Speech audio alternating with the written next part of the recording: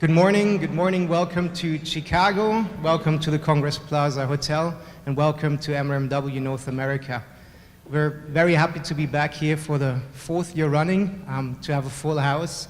So thank you very much for joining us this morning. I know quite a few people struggled with the weather and several airport conditions, so we'll probably have a few more people coming in through the course of the morning, but in the interest of time, let's kick things off straight away. My name is Jens Cornelissen. I'm the Global Managing Director for Merlien's Events. With me here today is my team, mainly with Linda Randall out at the registration desk. So if you have any questions or you need anything from us over the next couple of days, please come and just see me or see her. Before we kick things off with the first presenters, just a couple of logistical remarks. Breakfast and lunches, as well as all the coffee receptions, will be held out in the exhibition area where you already had your registration and your first breakfast this morning. We'll also host a networking reception there, sponsored by SSI, straight after the conference today. So straight after 6, we'll have 2 hours of networking with what I heard, some special cocktails as well. So looking forward to that. We do have an event app, and instructions to how to get onto the app is on your, in your conference booklet, on your registration welcome letter. I'd encourage you all to log on to the app. It's actually great because it gives you updated overview of all the presenters, the programs, but it also shows you everybody that's joining us for the next couple of days, and it allows you to interact and network with them directly. So if you haven't gotten onto the app yet, just follow the instructions on the first day to download that, the first page to download that and get logged on. In order to use that, and also in order to Twitter under our MRMW hashtag, you need Wi-Fi access. And if you're not staying in the hotel, you can actually use the complimentary Wi-Fi offered by the Congress Plaza. So just find the Congress Plaza network. If you're staying in the hotel, you can use your room login and access details to access the network. As a guest, please just use the username guest in capital letters, and the password is Congress P1. So low caps Congress P1. Again, if there's any trouble with getting online, just ask myself or ask any of my team out there at the registration desk. That's already everything from me. A big thank you already goes out to our speakers and our sponsors who are supporting this event, who've been supporting us for the last couple of years. Without the speakers and our sponsors, we couldn't be here and we couldn't host this event successfully every year. And with that, I would also like to introduce our chairperson for today, Guy Rolfe from Kantar, who's been supporting this event, I think, for the last 4 years running. And Guy and me read at regular intervals throughout the year, throughout the world these days, because you always have the pleasure of chairing one of our days. So with that, over to you. Thank you, Jens. Thank you. Good morning, everybody. It's nice to be in such a warm, sunny city and out of miserable, wet, rainy England. And we've got some great content for you today. And I just was going to say a couple of words around when these conference series first started. They were very different in the makeup of people who attended, the size, the frequency, and what was being talked about. And then here we are today to see a room where we've got nearly 250 people, and we're bringing in speakers such as our opening speaker this morning, Tony from Yahoo. And it really just goes to show how much we've moved on in such a short space of time. And actually, I was just talking with Tony a little earlier, and for those of us that are in the middle of mobile, and I'm sure for all of you in this room, we start to think that we've been doing this for a long time. And we have to remind ourselves that this is still all relatively new. What we're talking about here, what we're doing here was really just started to mature and come to the forefront in these last couple of years. And it's amazing at the speed and the pace of which we're keeping up and that we're adapting. And this is, as you all know, the most critical area to be changing the face of market research today. So we've got some great content for you, and I'm very happy to introduce our first speaker today, which is Tony Marlow from Yahoo, who's Head of Category Insights. Tony's going to be talking about why it's important to be thinking mobile first. So please welcome Tony to the stage. Thank you.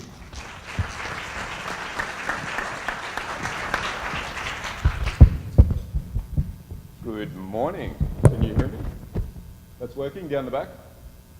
Well, thank you for the lovely introduction. As was said, my name is Tony Marlow. I'm with the Yahoo Insights team based out of New York. And a lot of folks ask, what does that really mean when we say part of an insights group? And honestly, our group has a lot of different functions. We look at internal data, we look at third-party data, but one of the things that we're charged with doing is putting together what we call thought leadership research. And that is to say pieces of research that look at industry trends, that look at behaviors, that look at better ways to do things in digital.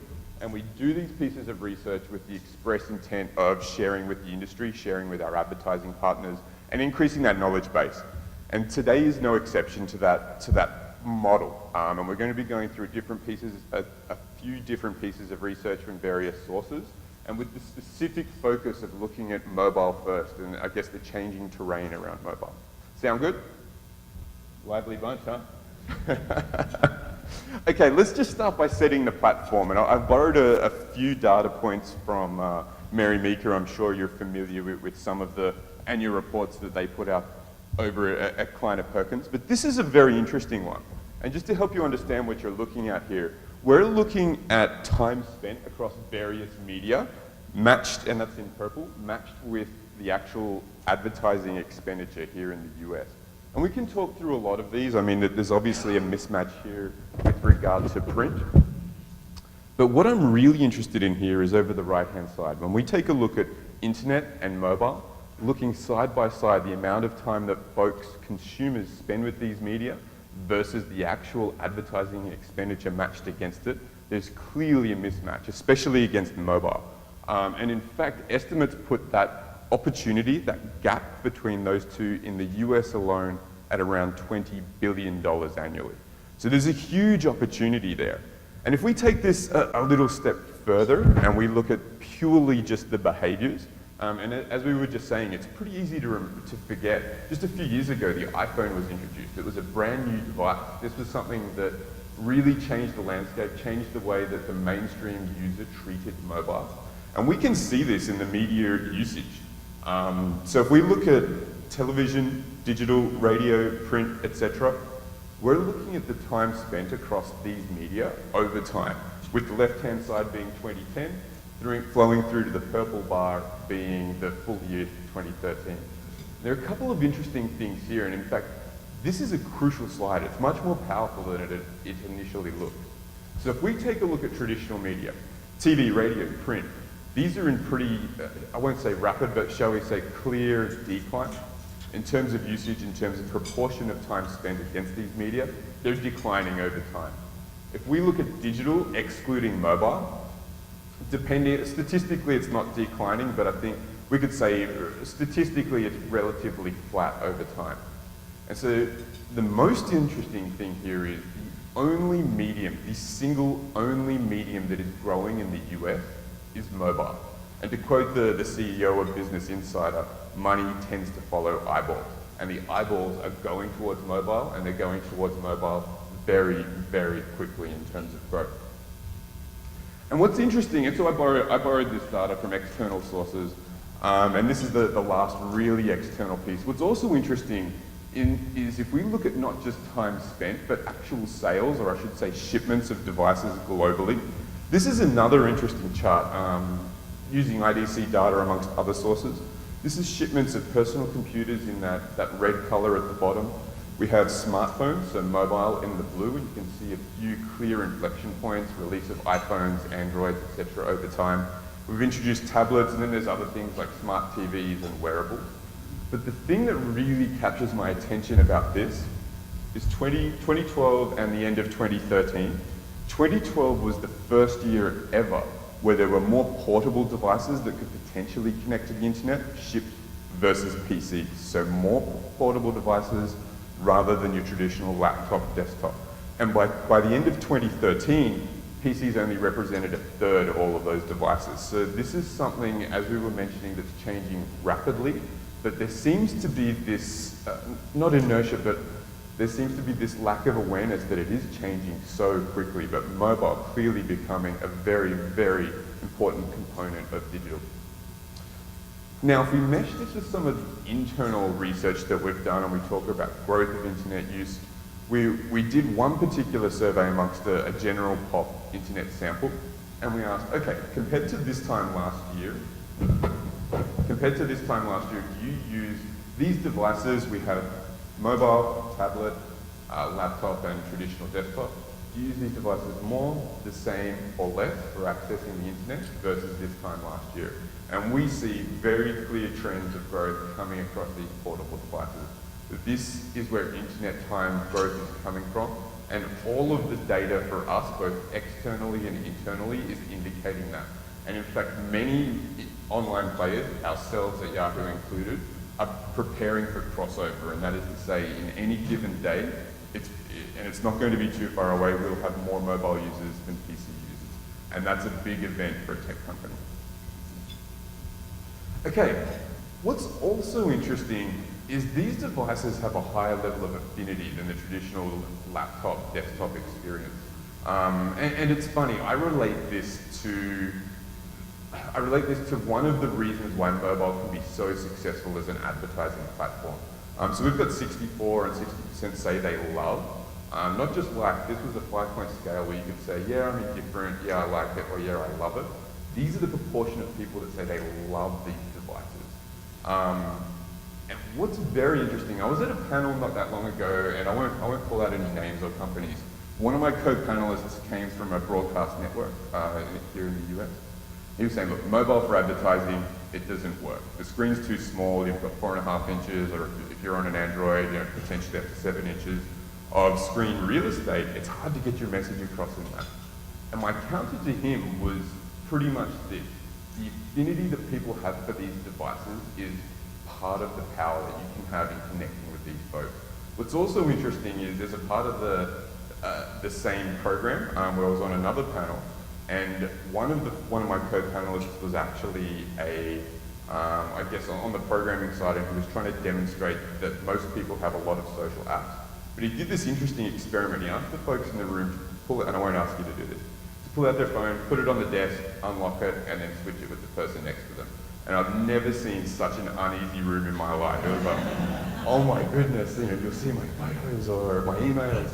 And I think this is a very, very personal device. It has our lives on it. And this is where the opportunity presents itself. Not to say you can't get it wrong. It's entirely possible to be a little bit on the creepy side, and you have to navigate those waters carefully. And we can talk about that a little bit more. But the key point is affinity. And when I say people love these devices, I really mean it. So we've got 3 in 5 folks say they would prefer to give up chocolate for a year rather than give up their tablet. And I really, really mean they like it. We've got 1/4 of women claiming they would prefer to give up sex for a year rather than give up their tablet, which I always find funny. Interestingly, as a side note, the proportion for men was notably low. It's around 1 in 10, I think. But still, 1 in 10 willing to give up the tablet. And it's a little bit funny, a little bit tongue-in-cheek, but I think the point stands. People love these devices, and that's where our opportunity lies. Now, you don't need to read through this, but what's interesting when we look at the evolution over time, so we've looked at media's time expenditure, the way people spend their time across various media, we've seen another fundamental shift when it comes to mobile. And that is really around the use of internet. So it used to be, and it really wasn't that long ago, there was internet time. You would maybe go to the study or have a dedicated area in the home or workplace where you would go online, you would then come back to real life, and you would tune in and out. Maybe you would go to the office, you were online, come home, have dinner, tune in for a bit, tune out. That's no longer the case. We see people dipping in and out of the internet almost all the time to a point where it's practically constant, and all they're doing is switching between devices. We see that they've got different purposes for different devices, laptops, etc., still primarily being business tools, but the point is, you choose your device, you're going to be relatively device agnostic, but you're going to be connected all of the time, and that's a trend we see across a number of our research pieces. But the key point that I'm saying there is essentially, digital life is just life. It's all the time. Digital time is all the time. A big part of that, and we've done some research figuring out like how often people are online, what their perceptions are around using mobile, etc. And we find that of a general pop sample, 54% of folks say they never actually switch off the mobile. And when you go into these qualitative focus groups, in-depth interviews, the majority of these folks report sleeping next to this device. It's almost like a second partner. The last thing I touch when I go to sleep, the first thing I look at when I wake up in the morning. Again, really pushing towards that affinity. People are not switching this off. This is also not an age-based thing. We see it pervade across the vast majority of age categories or age cohorts within the US. And if we take a look at the millennial group, 4 in 10, 41% of that group actually overtly claims to have some level of addiction to these devices. They say, yeah, I need it. I couldn't live without it if you took it away from me. So this is something that, again, is really purveying its way into day-to-day life. Okay, one of the pieces of research we looked at wanted to understand day part. So is there a difference in usage in the morning, evening, late afternoon? And we're looking at tablet in the purple there, we've got desktop and laptop in the green, and mobile in that light blue color. And sometimes we try to look at the specifics. So, you can see during the day, tablet usage is a bit lower, it makes sense, people are at work, they're not really doing the fun social things that we expect of a tablet device. I'm not really going to talk to that. The reason why I'm showing you this is to show that these three devices' usage in terms of day part is more the same than it is different. And we see it pick up for all of them throughout the workday, and then after work it really spikes and then it dips off again when people go to bed. And what was really interesting for me when I first saw these trends is I was looking at it, and obviously we do a lot of pieces of research, and the trends seemed really familiar. I said to myself, I've seen this pattern before, I'm not quite sure where, and I had to go back to some older research we've done at Yahoo. We did it in partnership with an agency called Interpret. And with this old research, by the way, this is a slightly different topic. We were investigating consumption of online video. Did it in 2 waves, 2009 and 2011. So it's old data, but I'm just demonstrating the pattern. In 2009, we essentially saw from early morning through to late evening a really interesting trend. The usage of online video or consumption of online video increased as the day got progressed until it hit roughly US prime time. And then it cratered. And the basic story in 2009 was, okay, people are consuming online video, but they're doing so only until they're watching that video on a television set. And then after prime time's over, they tune in again. And that was the story in 2009. 2 years later, we saw a markedly different story represented by the blue line here. We saw that pick up, but then in prime time, we saw it continue to grow rather than crater. And so what we observed is there's a fundamental shift in the way people were using digital, and digital actually started to become prime time. So when we're talking about prime time for television, it's now actually one of the peak parts of the day where people are using the internet. And so it also lends itself to an interesting story. When we showed this chart, a lot of folks were, oh, is this used at the same time as television? What's happening? Is it multitasking? What's going on there? So we looked at that as well. And what we found, so first, in terms of multitasking here, just to tell you what you're looking at, we're talking about use of internet and television. We've done studies that look at print and other media, but for purposes of the next couple of slides, we're talking about TV and internet.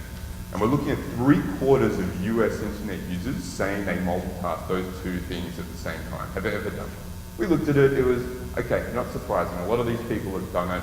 I bet they don't really do it that frequently. And that was the sort of attitude we had. But when we looked at the frequency, we actually found, this was mind-blowing, we found that 58% of these multitaskers do it every single day, daily. And if we broaden that out to be at least once per week, we're talking 95% of those multitaskers. So this multitasking activity is not something that is a select group of individuals. It's not your techie, leading edge folks. This is a mainstream behavior where most of your internet usage, where most of your internet consumers are actually doing so, certainly at home, while the TV is on in the background, and you have this co-consumption happening at a really high rate. So that frequency of that occurring was something that really blew our mind.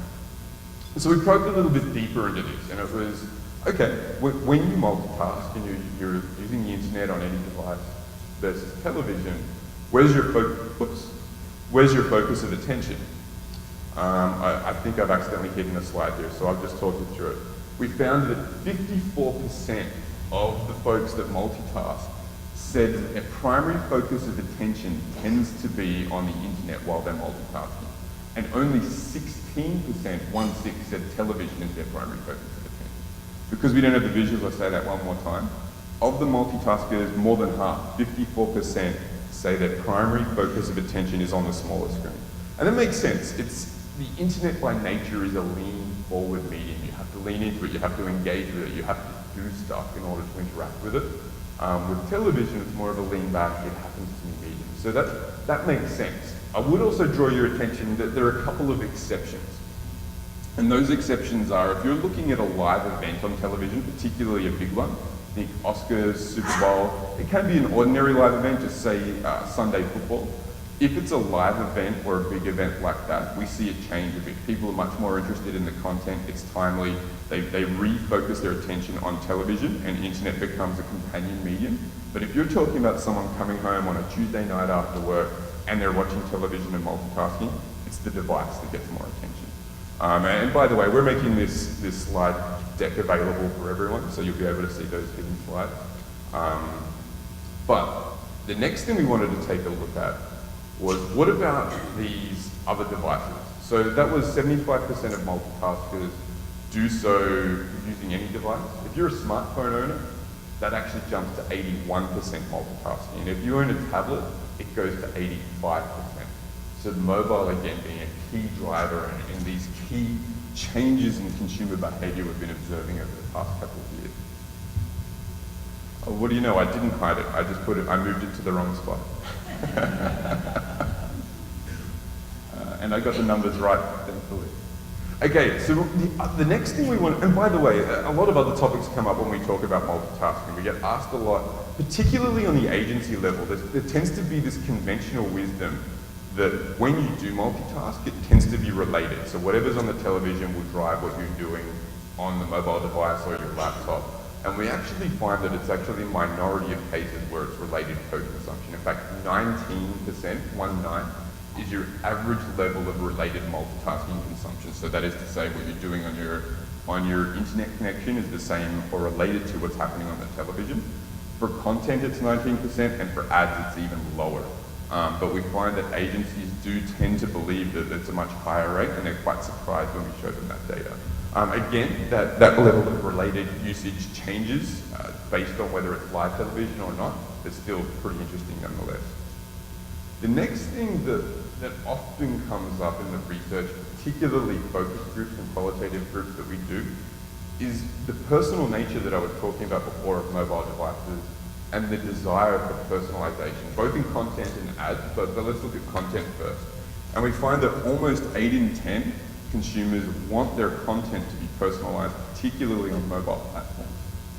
I'll use a non-mobile example to sort of talk you through the generic story that we find here, because it really is a balancing act. We find that when you speak to folks, they want content and information that's personalized to them and their interests, but there also exists what's starting to be termed FOMO, or fear of missing out.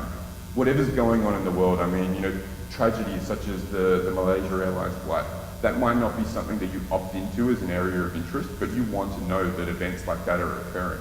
And so it is this balancing act between what is the general information that people should know, and what is the stuff that I, as an individual, considering my interests, want to know. And so just using the Yahoo homepage before I go to a mobile example. So we have what we call the Today module if you visit the Yahoo homepage at the top. And this is essentially what folks need to know. This is not personalized.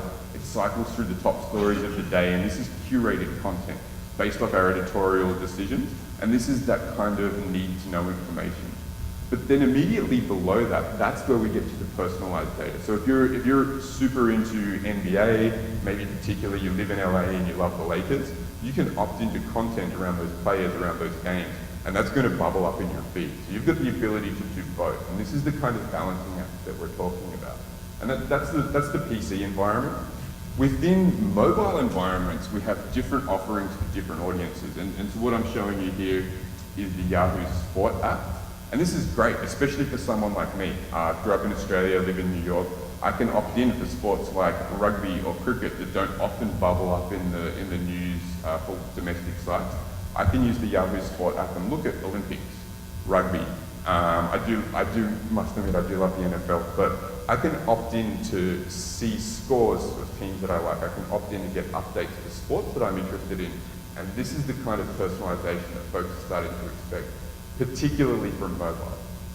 The flip side of that is the generalized knowledge. And this is Yahoo News Digest. You might remember we bought Summerly from that young kid based out of London, paid I think roughly US 31 million-ish. I hear now, he was 17 at the time. I think he's got a girlfriend and his wife's together after the purchase. But interestingly, we turned that into News Digest. And this is not personalized. So this is a daily News Digest. You get an alert in the morning, an alert in the evening, and it's here are the top 7 to maximum of 9 stories of the day. It's going to be between a tweet and a full-blown article. So we limit the characters, I believe, to usually less than 400. Quick, short, sharp, here's the burst of information. And so what we're finding is people want to know what's going on, but they actually want to know what's going on within a context that can be consumed more quickly. And so the speed of consuming stuff that's not personalized is another trend we're starting to observe. Okay, so we can take this, and there were a couple of Yahoo examples, but there are broader industry examples as well. And what we're starting to observe, and I think this is the very start of the next trend, and that is from purely digital environments to what's more like, say, real life. And we've got Spotify, Nest, and Netflix on the screen here. So Spotify, it learns what you love to listen to. It starts pushing forward playlists that it strongly suspects you're going to like, and the algorithms drive it forward in that way. And it starts to learn what you like and personalizes it in that way. Nest, if you're not familiar with them, they've been in the news a little bit this week. They had a software upgrade recall. But nonetheless, it's a thermostat company. It's a smart thermostat company. Links to your phone.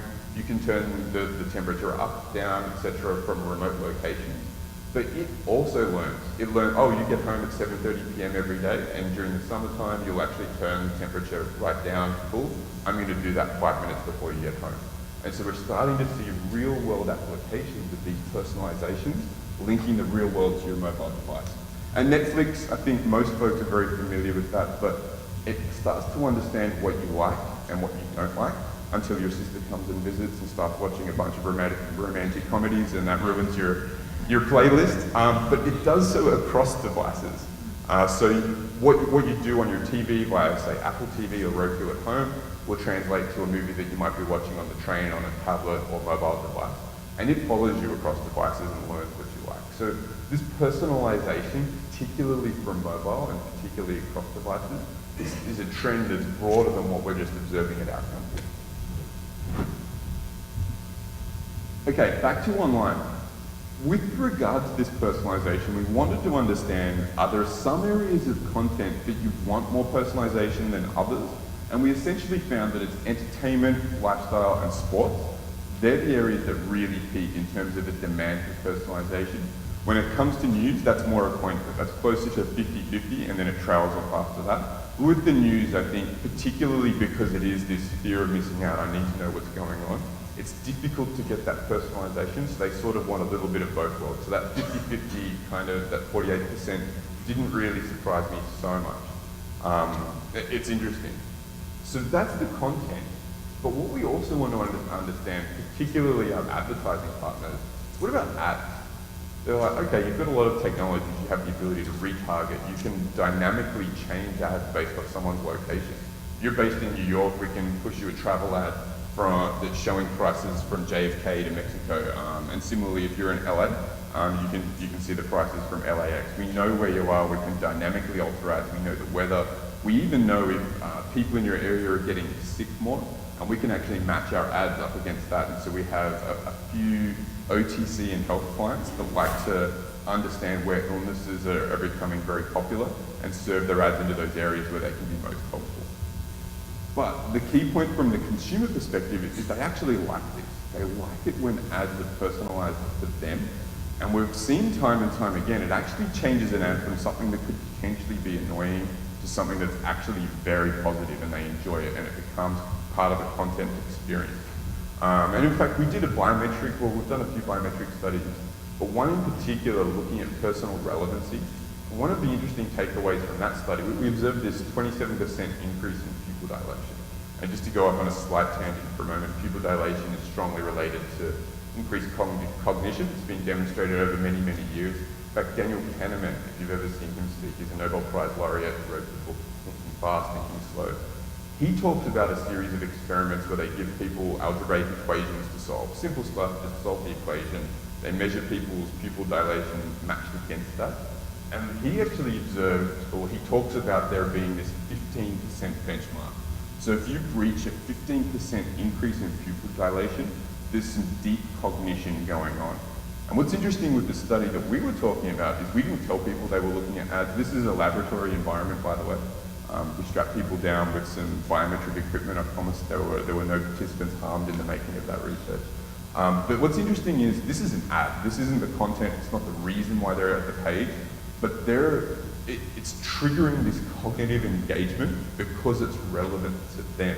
And that was one of the bigger pieces of research that we did to really prove that personalization is a path we need to go down. So this balancing act of a generalized piece of content or ad versus personalized, it pervades its way to ads as well. And we ask people to overtly report their perceptions. And I think there are three key figures here that I draw your attention to. They're saying they're more memorable. An ad is more memorable if it's relevant to me as an individual rather than necessarily the context. We're saying obviously it's more relevant and also more engaging. 54% say that these ads are more engaging. Again, not so surprising, but it's related to that increase in cognition. And the other side effect is when you're using this targeting technique, it means you can get more creative with your ad. You can make it a more immersive experience, and you can make it something that someone will interact with rather than kind of wallpaper in the background. And people are much more likely to interact with it when you target it in that way. Okay, so we know consumers like personalization of both content and ads. What about advertising? So apparently they do. 9 in 10 say that it's a really critical part of it. So personalization is a critical part of current and future success of their brand. And so then we wanted to say, well, are you doing it?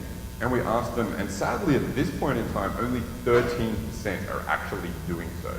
So marketers are telling us, yes, personalization of this type of advertising and content online is very important. They're just not quite doing it yet. They need some direction. They need to know what to do. And I think this brings it full circle. So this is the first slide that I showed you. When we talk about opportunity and we talk about there being a gap between where people are spending their time and where advertisers are pushing their media, the clear place to start to capitalize on that is in the mobile realm. So digital X mobile is almost caught up, but mobile is the place that advertisers need to start to be. And I think that really brings it full circle. Consumers want it, advertisers are telling us they want to go in that direction. They just need to take those steps forward. The technology is letting us do that.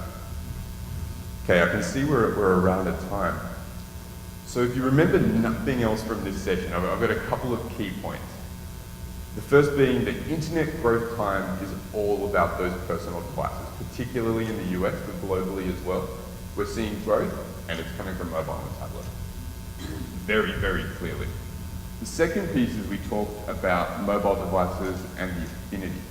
People love their mobile devices, and that's the way you can capture them. And don't get me wrong, like this can go wrong, and I think it's most noticeable when it does go wrong. Just to share a personal example, a couple of years ago, a few colleagues of mine convinced me to do a triathlon.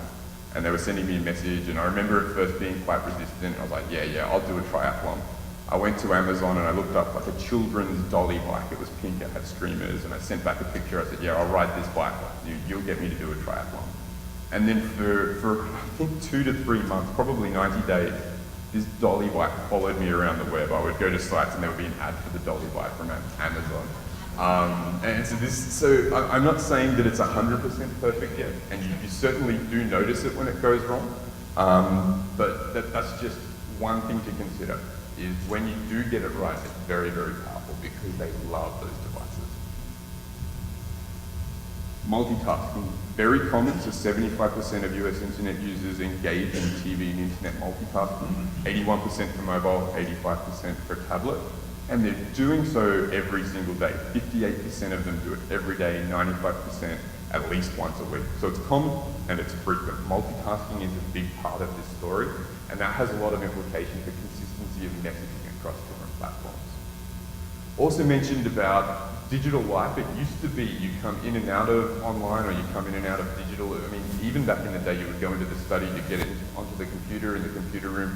It's just life. We're always on. There is no such thing as not being online anymore. Certainly in rare circumstances, possibly when you're flying, even then not. But it's just life. And we even saw examples like Nest, and there are other examples out there, integrating what we think of as the physical world and these digital worlds. It's just always on now. Big change, and it's easy to forget that that wasn't always the case. Also, this balancing act between personalization and generalization. We're not advocating that everything should be personalized, because there is a need to know that the top things that, if you're a member of society, you need to know what's going on beyond your narrow set of interests. But it is a balancing act, and we find that there are different content areas where people desire for personalization, and other areas where they wanted it to be more general. But particularly entertainment, lifestyle, sports, that's where people want things to be personalized. And then lastly, we've got personalized ads are actually more likely to be engaging. So that was the data we were just looking at. A few data points there, but basically if it's relevant to you, you're more likely to cognitively engage with it, you're more likely to remember it, and it's more likely to stick and have an effect. We're yet to match that to offline sales, but we strongly suspect with some projects that are underway actually, that we're going to demonstrate personalization results in an increase in sales, particularly for CPG. So they're the key things that I hope you remember from that. And with that, I thank you for your time. And I'm not sure if we're doing questions, but if not, I'll be around and more than happy to chat. Thank you.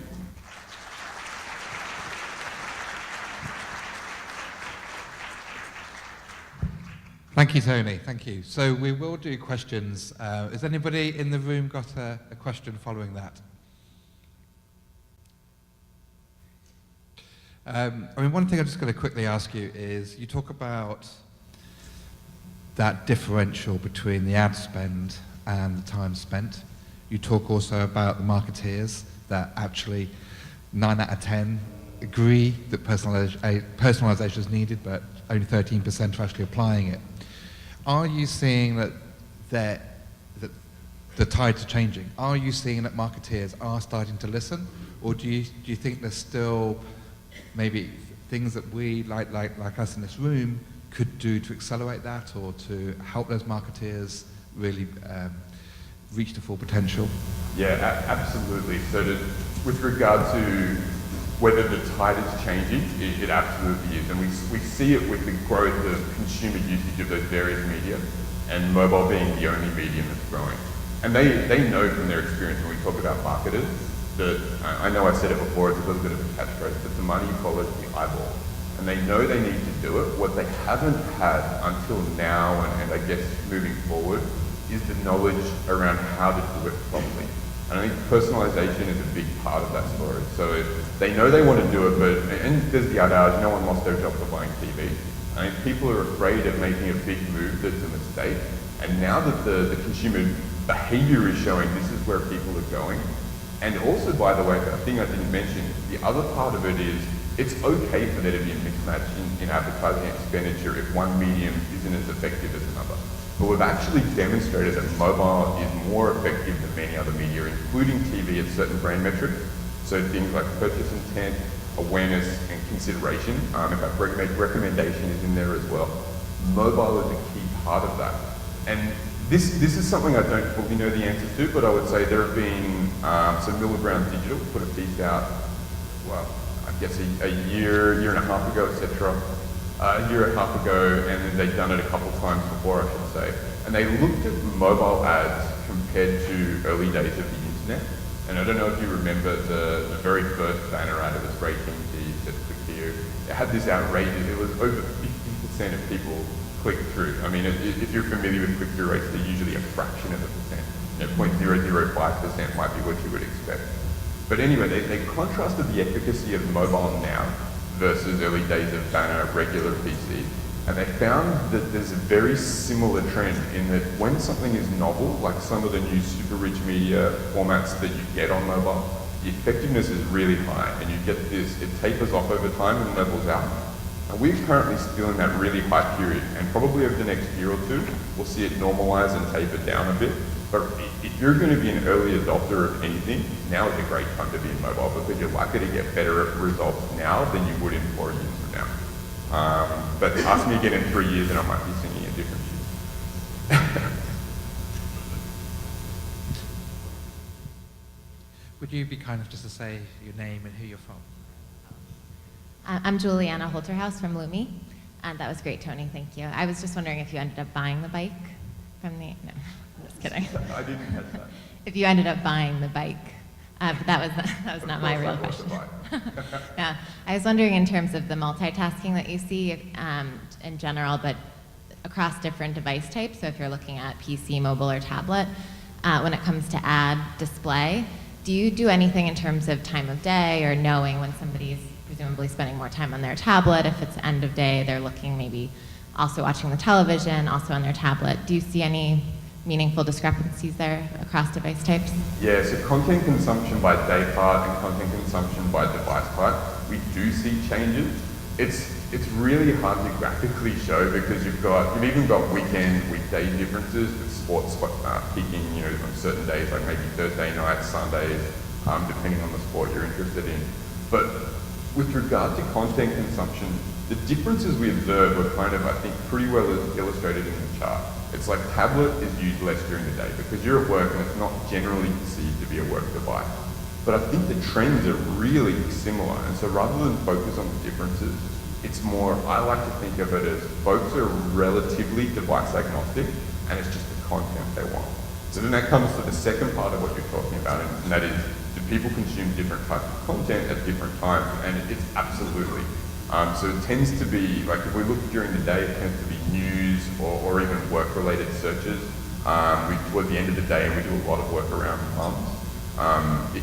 Particularly for the segment of mums that are stay at home, it's like 3, 4 p.m. That's when the recipe search starts. That's when I'm planning my evening. In fact, even a little bit before, it picks up around 2 p.m. And they're planning what's going to happen for the afternoon. And then in the evening, sometimes they're planning what's going to happen on the weekend. And so we see differences in behavioral patterns as well as content consumption. And in fact, we've got a lot of data around that, much more than I could possibly remember off the top of my head, but the basic answer is yes, we do see differences. Thanks. Okay, I'm really sorry for time, but we're going to move on. But I know that Tony has got to shoot up to New York, but hopefully he'll stick around for the first break. I'll be around for a little bit, for sure. Okay, Thank you. Thank you, Tony. Thank you.